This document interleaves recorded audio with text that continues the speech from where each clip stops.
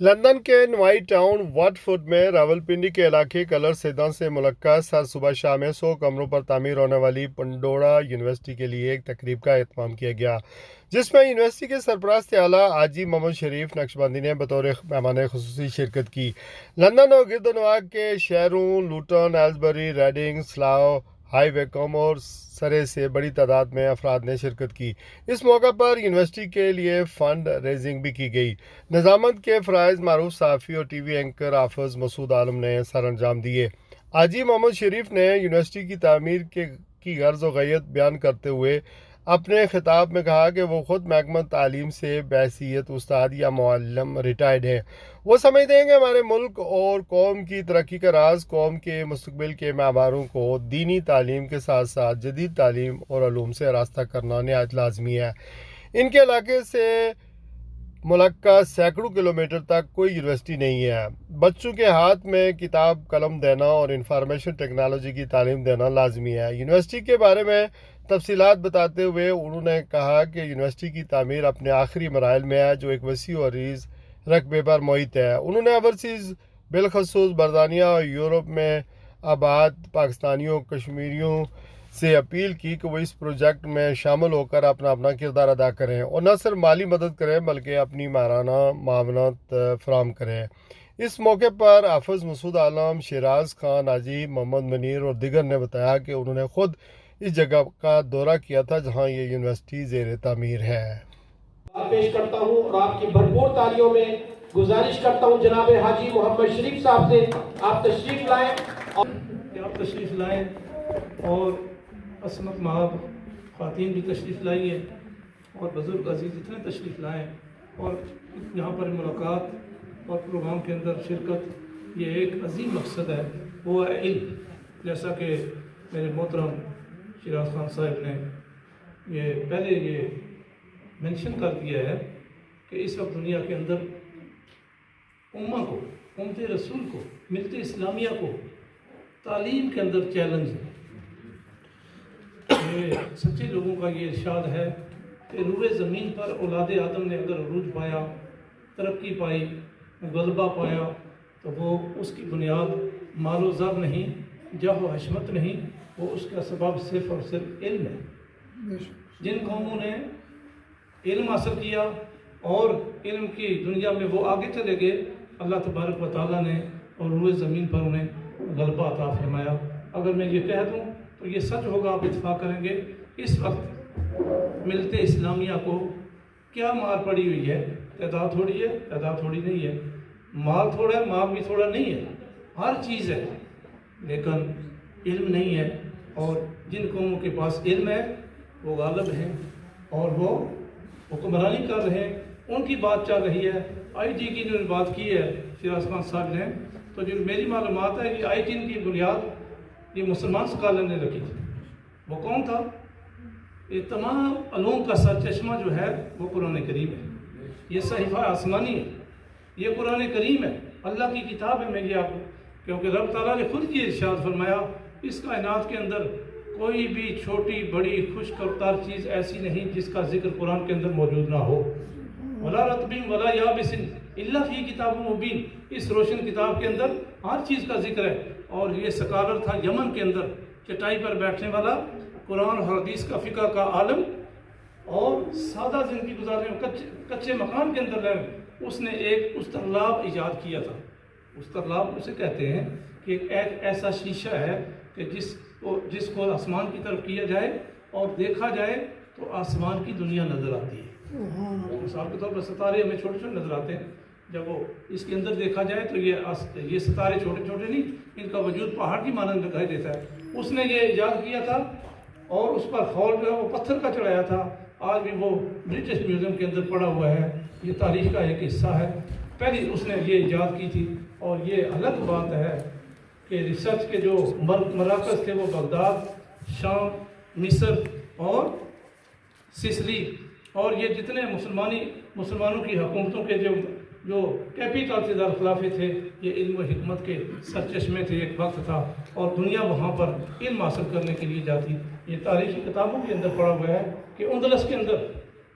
Europe کے ہزاروں student نوجوان خطرناک سمندری سفر طے کر کے کشتیوں پر کچھ ضائع بھی ہو جاتے، وہاں پر پہنچتے اور اندرس کے اندر مسلمانوں کے جو قائم کئی یونیورسٹیاں تھیں، ادارے تھے، اس میں جا کر پہلے وہ زبان سیکھتے، زبان سیکھ کر پھر مختلف شعبے تھے، فقہ بھی تھی، ریاضی بھی تھی، کیمسٹری بھی تھی، فزکس بھی تھی، بایو بھی تھی، اور ہر علم تھا اس کے اندر جا کر یہ حاصل کرتے اور وہاں سے علم حاصل کر کے وہ واپس ادھر آتے یورپ میں، اور وہاں سے کتابیں لاتے، یہاں پر عربی زبان انہوں نے سیکھی ہوئی تھی، یہاں ادھر بھی ترجمہ کرتے، یہاں پہ انگلش، فرینچ، جرمن، نارویجن ہر زبان میں یہ ترجمے کرتے، اور سب استفادہ یہ وراثت تھی مسلمانوں کی، انہوں نے استفادہ کیا ہے۔ اس میں کوئی شک نہیں کہ ہم مسلمانوں نے محنت چھوڑ دی ہے، ہم نے محنت چھوڑ دی ہے، اور انہوں نے محنت کی ہے، اور ان کی محنت جاری ہے، اسی محنت کے بل بوتے پر آج یہ آسمانوں پر پہنچ گئی۔ یہ جو سیٹلائٹ کا نظام آئی ٹی کی بات کر رہے ہیں، یہ اوپر ہے، اور آج وہی وہ استقلاب تھا، اور اس کے بعد پھر مائکروسکوپ بنی، اس کے اندر چیزیں دیکھی جاتی ہیں، اس کو اپ گریڈ کر کے یہ آئی ٹی کا سلسلہ ہے۔ یہ ہمیں تو دیوار کے بعد پتہ نہیں ہے کہ کیا ہو رہا ہے،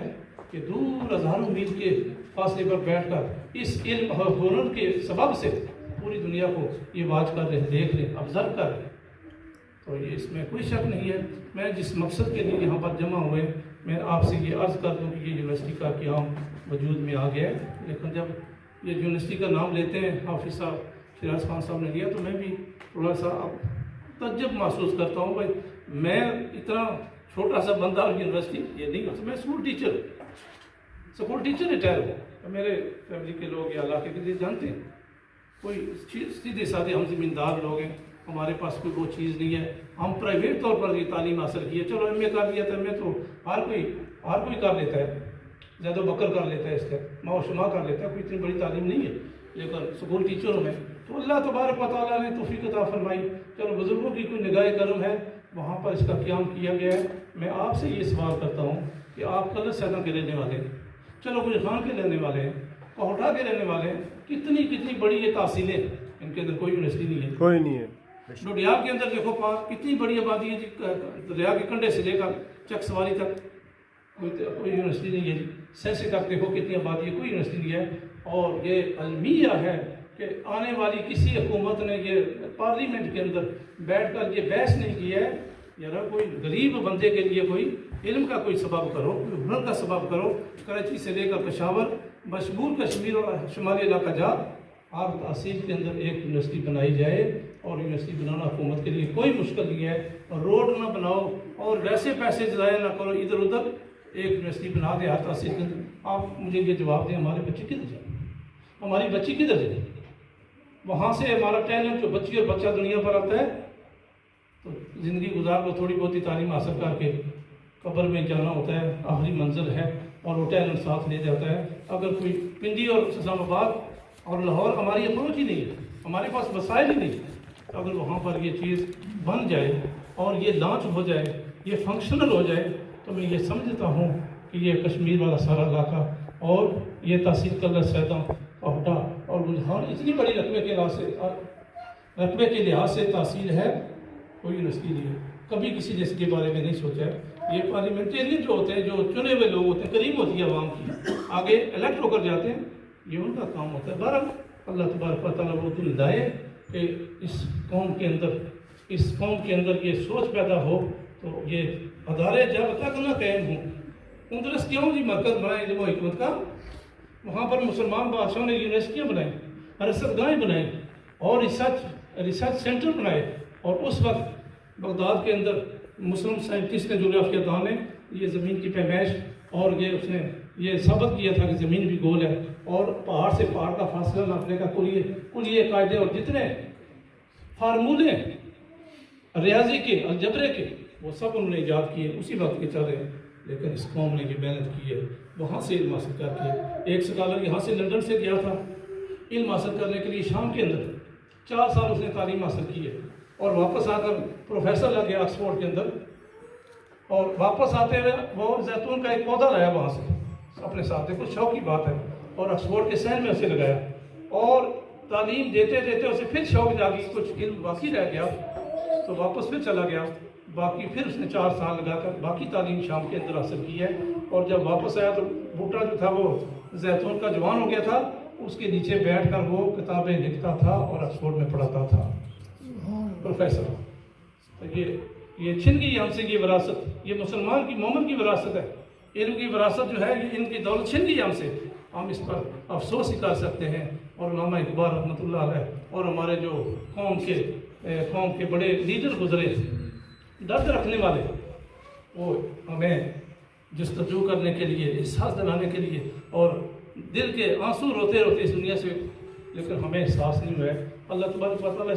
ہماری اس مجلس کو درجہ قبولیت عطا فرمائے۔ آمین۔ میں کچھ محرم کے بارے سے بھی بات کروں، لیکن وقت زیادہ ہو گیا ہے، تاکہ بر وقت ہماری جو ہے یہ سلسلہ ختم ہے۔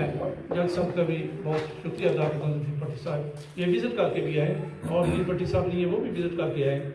اور